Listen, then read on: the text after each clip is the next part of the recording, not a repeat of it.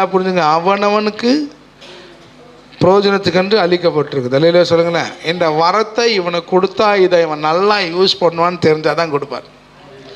First of all அவனுக்கு அந்த வாஞ்சை இருக்குதான்னு பார்க்குறாரு.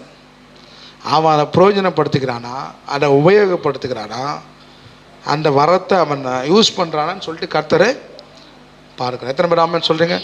ஆவியோட அனுக்கிரகம் அவனவன் பிரயோஜனத்துக்கென்று அளிக்கப்படுகிறது. இந்த வரத்தை அவன் பிரயோஜனப்படுத்துகிறான், அவனுக்குரிய பிரயோஜனமாகப்படுத்துகிறான். வரத்தை வச்சு நான் பரலோகம் போக முடியாது, நான் கனியை வச்சு தான் போக முடியாது. நான் நல்லவனா கெட்டவனான்றதை வச்சு தான் பரலோகம். நான் பிசாசு துரத்தினேன், திருதர்சனம் ஆண்டவனே, அக்கிரம செய்காரனாக தான் ஆண்டவர் சொல்வார். கடைசி நாள் மேலே வரும்போது அக்கிரம செய்காரனை அகன்றிருப்போம், உன்னை யாருன்னு எனக்கு தெரியாது. நல்லவனாக இருக்கணும். வரத்தை வச்சு ஒருத்தன் நல்லவனாக கெட்டவனான்னு கால்குலேஷன் பண்ணவே முடியாது.